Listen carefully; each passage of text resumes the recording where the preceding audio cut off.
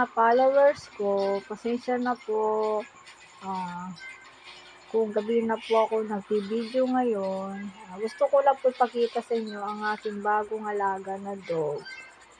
Bago na naman po aking alaga kasi po mayroon po akong dating alaga na aso, kamamatay po lamang niya. Last month po, si Don C. Siya po ay isang um, batang-bata pa pong police dog. Kulay po niya ay black at white. Ngayon po, nalulungkot po ako, siyempre naalala ko siya, pero po, ganun po talagang buhay ng mga doggy, sabi na hindi po niya nakayanan ng init ng panahon, kaya po, ayaw na po daw niya kumain, sabi ng mga nakakita sa kanya.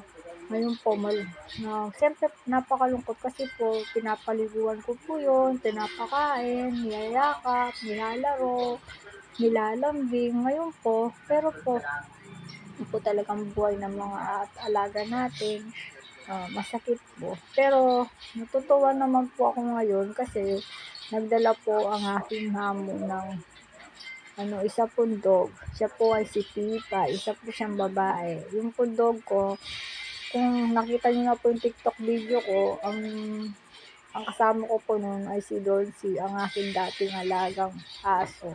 Ngayon po, papakita ko po sa inyo ang aking napakabagong doggy na si Pipay. I-flip ko lang po ang aking camera.